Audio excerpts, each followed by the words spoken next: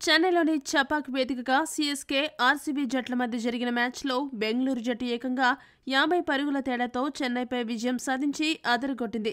దాదాపు 17 ఏళ్ల తర్వాత, అంటే అక్షరాల 6155 రోజుల తర్వాత బెంగళూరు జట్టు చపాక్ స్టేడియంలో చెన్నైని ఓడించింది.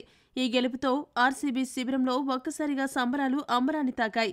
మొత్తంగా బెంగళూరు జట్టు చెన్నై జట్టుని వారి సొంత గడ్డపై ఓడించి వారికి షాక్ ఇచ్చి పాయింట్స్ టేబుల్లో అగ్రస్థానాన్ని మరింతగా పటిష్టం చేసుకుంది. టాస్ గెలిచి చెన్నై జట్టు బౌలింగ్ ఎంచుకుని బెంగళూరుకి బ్యాటింగ్కి ఆహ్వానించగా బెంగళూరు బ్యాటర్లు వికెట్లు పడుతున్నా ఎక్కడా స్కోరు మాత్రం తగ్గకుండా జాగ్రత్త పడ్డారు. ఇక ఆర్సీబీ కొత్త కెప్టెన్ పాటీదార్ యాంకర్ రోల్ పోషిస్తూ 51 పరుగుల కీలక ఇన్నింగ్స్ ఆడగా చివర్లో టీమ్ డేవిడ్ 8 బంతుల్లో 22 పరుగులు చేయడంతో బెంగళూరు జట్టు 196 పరుగుల భారీ లక్ష్యాన్ని చెన్నై ముందు ఉంచగలిగింది. ఇక బెంగళూరు బౌలర్ హాజెల్వుడ్ ఈ మ్యాచ్లో ఏకంగా 3 వికెట్లు తీశాడు. అందులో 2 వికెట్లు పవర్ ప్లేలోనే దక్కించుకుని చెన్నైకి కోలుకోలేని దెబ్బ కొట్టాడు. మొత్తంగా బెంగళూరు ఈ సీజన్లో వైల్డ్ ఫైర్ ఆటతో దూసుకుపోతూ ప్రత్యర్థులకు చుక్కలు చూపిస్తుంది.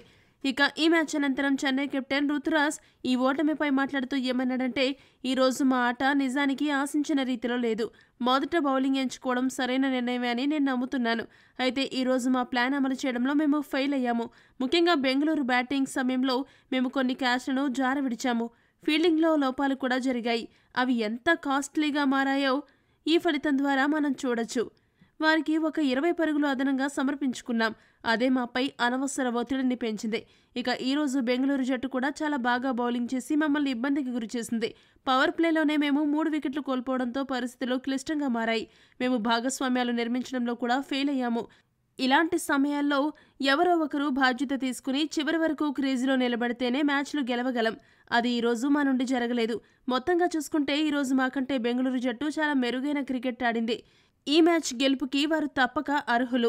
ఇక మా జట్టు కోసం పెద్దగా చెప్పడానికి ఏమీ లేదు. ఫీల్డింగ్లో ఏవైతే తప్పులు చేశామో వాటిని మేము సరిచేసుకోవాలి. ఇది సీజన్ ఆరంభం మాత్రమే. ఇంకా చాలా క్రికెట్ ఆడాల్సి ఉంది.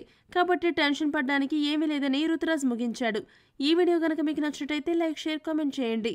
మరిన్ని అప్డేట్స్ కోసం మా ఛానల్ సబ్స్క్రైబ్ చేసుకోండి.